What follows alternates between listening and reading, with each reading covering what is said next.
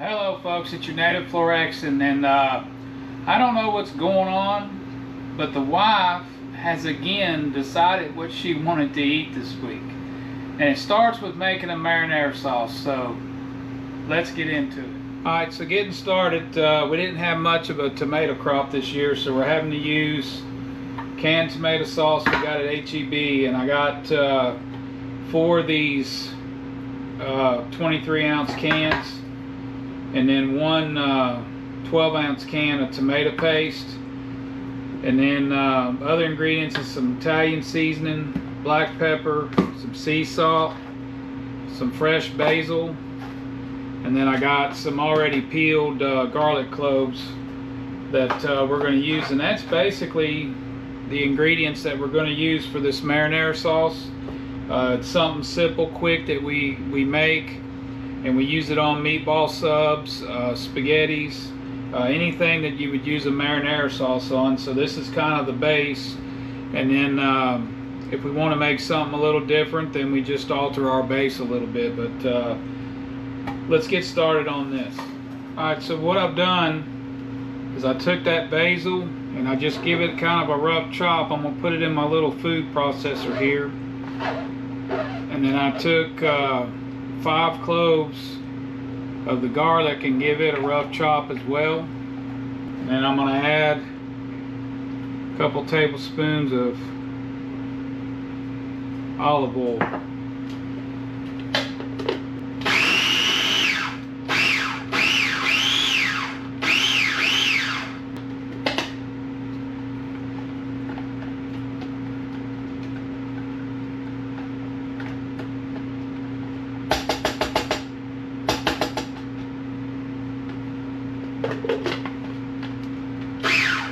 We're just going to process this up so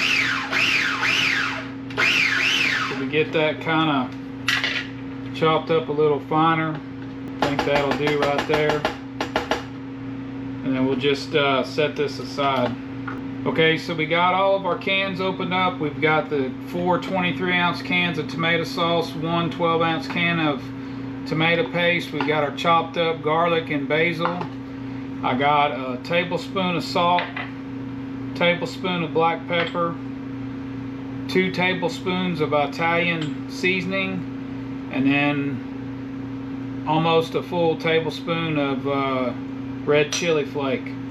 So we're going to get this going in the pot and start getting this dude cooked up. So I got pot turned up, coming up to temp. I'm going to start dumping the cans of sauce in there. And we're going to add a little water to those to rinse out the rest of the sauce.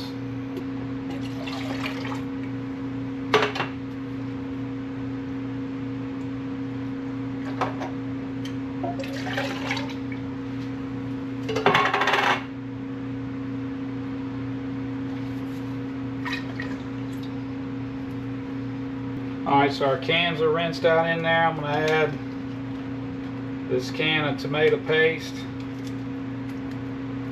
and then we'll likely add a little more water to this. We'll get it stirred around and take a look at it. But I like adding the tomato paste. It just kind of, to me, ups the tomato flavor. I think I'm going to go ahead and add some water. Probably about a good cup or so. And we'll go ahead and start adding our seasoning. I'm going to add that tablespoon of black pepper, tablespoon of salt, our 2 tablespoons of Italian seasoning, and our tablespoon of red chili flake. We'll start stirring that in. Scraping the sides of the pot, making sure we get it all down in there. And then we're going to add our basil and garlic to it. Stir that in, let this come up to a simmer. So we'll go ahead and simmer this probably for about a half hour to an hour. Check it for seasoning. If it's the way we like it, we'll let it cool. If not, we'll add what we need to add and go from there. I do have to question why I wore a white shirt messing with red sauce, but that's for me to figure out. Alright, as you can see, we got us a nice little simmer going. We're going to let this sit here, like I said, probably a half hour or so. We'll check on it. Maybe even let it simmer for about an hour. And then we'll check it for seasoning, see if we like it, and go from there. Alright, so we've been simmering for about an hour. I've been coming over and stirring it occasionally. Turn that heat off. Then we're going to check it for seasoning. I'll put a little bit on some bread here. Let it cool.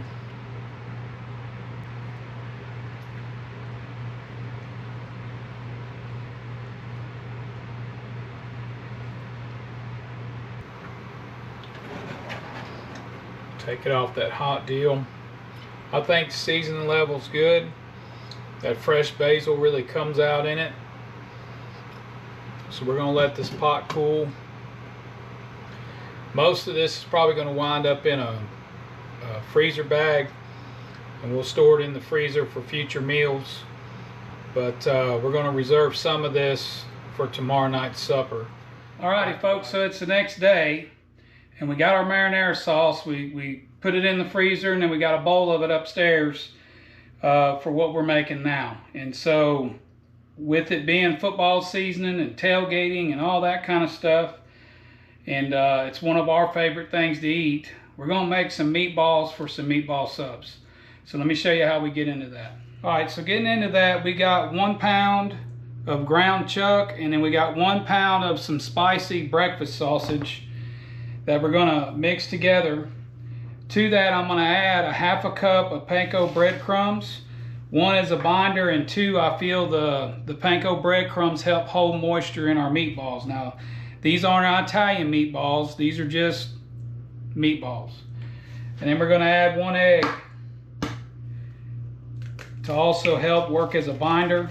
To that, we're going to add some of our house seasoning, about a tablespoon. And then to that, we're also going to add some of the Texas barbecue sweetened heat that we've been using. And then we're going to mix this all up. So I find the best way to mix it, I put some gloves on because I got some cuts in my hand that I really don't want none of that salt and stuff getting into, and probably the wife don't want to be eating something that's been touching my cuts. But anyways, we're just going to mix this real good by hand. Make sure we get all the meat, the seasoning, the egg, the panko, everything mixed in good. And we're going to cook these out on the pellet grill, mainly because I don't want to cook them in the oven, but you could certainly cook them in the oven if you want to, if you got a good hood range that'll keep it, because they will smoke up the house if you're not careful. So I'm going to keep going on getting this mixed up, and then I'll show you what we're going to do from there. Alright, so we got our meat mixed up real good, and what I got here, y'all seen me use these before. I got one of them aluminum expanded metal grates to put these on, and then I sprayed it with some high heat non-stick spray just to keep things from sticking. And so I'm going for a meatball probably about the size of a golf ball. I'm gonna roll them out, but I'm gonna kind of flatten that one side. So I do want to mention, you know, as far as seasoning, that's just what I'm putting in these for how we want to eat them. But if you want to add some Italian seasoning and maybe a little Parmesan cheese, you'd have you a pretty decent Italian style meatball. And then the good thing about these, especially like if you want to go tailgating with these, you can do them ahead of time, day before or whatever, and then just put them on your pit or your Blackstone or whatever you're tailgating with, or if you're at the house, put them in the oven and reheat them up and then serve them that way. Likely this is more than what we're going to eat in one meal, so we'll take what's left over and put them in the freezer and then thaw them out whenever we get ready to have us another meatball sub. Alright folks, so here you go. We wound up with 16 and a little dinker. Now, you might be thinking these are really big, and well, they kind of are, but the main thing is they're going to shrink some while they cook, and then if they are too big, what we normally wind up doing is cutting them in half and putting them on the sandwich anyways. But I like making them this big in case we want to do something else with them, like slice them up and add them to something. So I'm gonna go ahead. I got the pit running out there. Gonna get these out there on the pit, let them cook. I'm thinking, you know, 25-30 minutes at 225. We're looking for an internal temp of above 160 on ground meat, and so let's get them going. All right folks, so pit's at 225. I'm gonna go ahead and slide this rack on here. About halfway through, we'll spin that around. But again, looking for an internal of 160. All right, folks, let's take a look at this. Oh yeah. Come on, get off there. Oh yeah, I think these are done. We go get a pan, take them off of there, then we'll take them inside and go from there. So let's see how these things taste.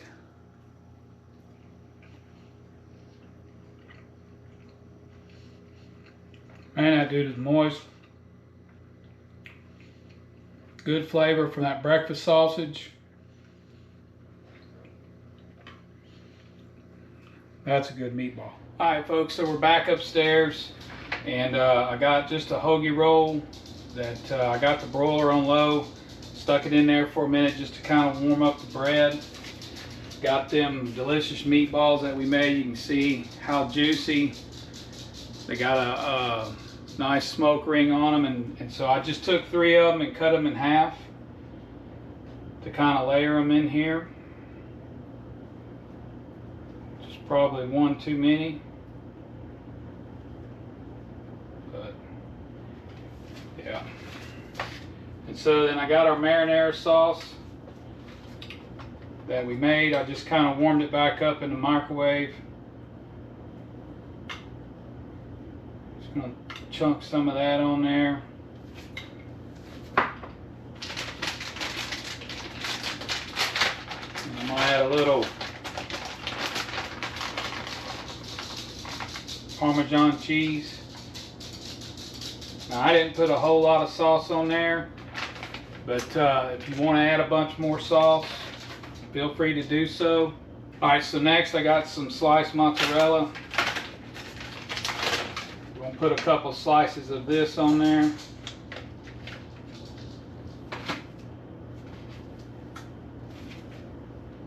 Just to kind of help seal that off. And then we're gonna pop this in under a low broiler for a little bit, melt that cheese and maybe brown it a little bit. So we'll give that a couple of minutes, pull it back out, then we're gonna get to eating. All right, so we got it out of the oven. Let it sit in there for a couple of minutes. Got a little bit of browning to that cheese, which is always good. There you have it, smoked meatball sandwich.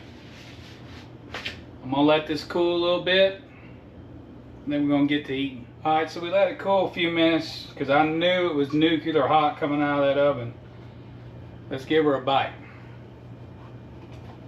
Man, that's really good. You get that smoke from the meatball, and then our marinara sauce that we made, you know, we'll put that fresh basil in there. You get the flavor of that, you get the tomato. It's not like overly seasoned, not heavy in salt. Just nice, clean, beautiful meatball.